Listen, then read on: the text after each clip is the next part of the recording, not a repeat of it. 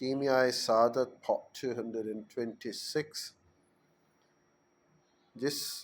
دوسری قسم وہ ہے جس سے رنج و دکھ عام ہوتا ہے، وہ کھوٹا روپیہ پیسہ معاملے میں دینا، کیونکہ لینے والا اگر نہ پہچانے تو وہ دینے والا اس پر ظلم کر چکا ہے، اور اگر پہچان گیا شاید وہ اور کو دغا دے اور کسی کو دھوکہ دے۔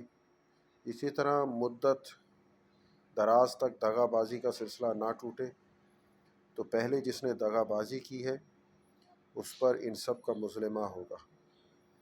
اس واسطے کسی بزرگ نے کہا کہ ایک کھوٹا درہم دینا 100 درہم چرا لینے سے بدتر ہے، اس واسطے کہ چوری کا گناہ اسی وقت ہے اور یہ گناہ ممکن ہے اس کی موت کے بعد تک چلا جاوے، اور وہ شخص بڑا بدبخت ہے جو مر جائے اور اس کا گناہ نہ مرے۔ یہ گناہ 100 برس تک رہنا ممکن ہے، اور قبر میں اس شخص پر عذاب ہوا کرے گا جس کے ہاتھ سے اس گناہ کی ابتدا ہوئی تھی۔ کھوٹے چاندی سونے میں 4 چیزیں معلوم کرنا ضروری ہے۔ ایک یہ کہ کھوٹا روپیہ اشرفی جس کے ہاتھ لگے اسے چاہیے کہ کنویں میں ڈال دے، اور کسی کو یہ کہہ کر بھی نہ دے کہ یہ کھوٹا ہے، شاید وہ اور کسی کے ساتھ دغا بازی کرے۔ دوسری یہ کہ بازاری پر واجب ہے کہ نقد کا پرکھنا سیکھے تاکہ کھوٹے کو پہچان لے۔ یہ اس واسطے نہیں واجب ہے کہ خود نہ لے، بلکہ اس لیے کہ اور کسی کو دھوکے سے نہ دے۔ مسلمانوں کا حق ضائع نہ کرے۔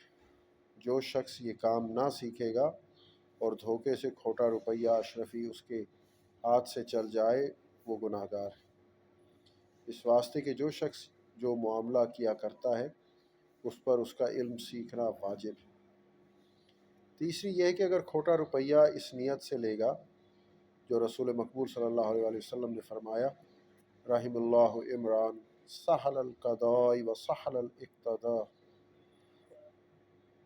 ترجمہ: اللہ اس شخص پر رحم کرے جو دینے لینے میں آسانی کرے۔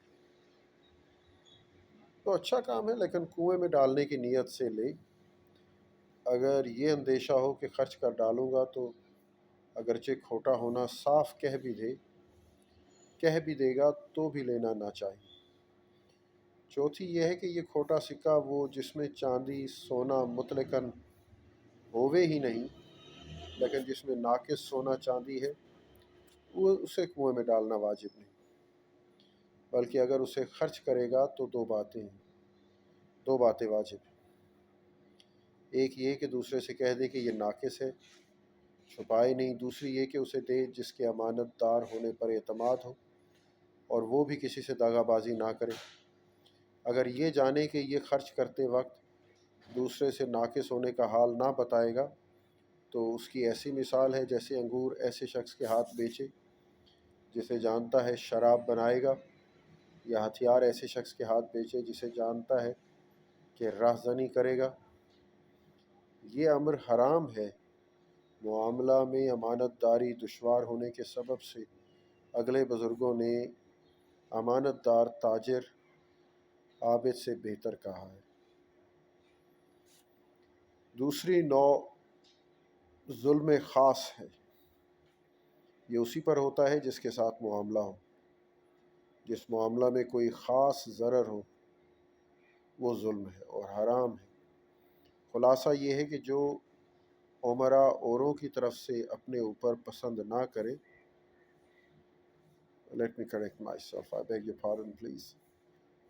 خلاصہ یہ ہے کہ جو امر اوروں کی طرف سے اپنے اوپر پسند نہ کرے وہ خود بھی مسلمان کے ساتھ نہ کرے۔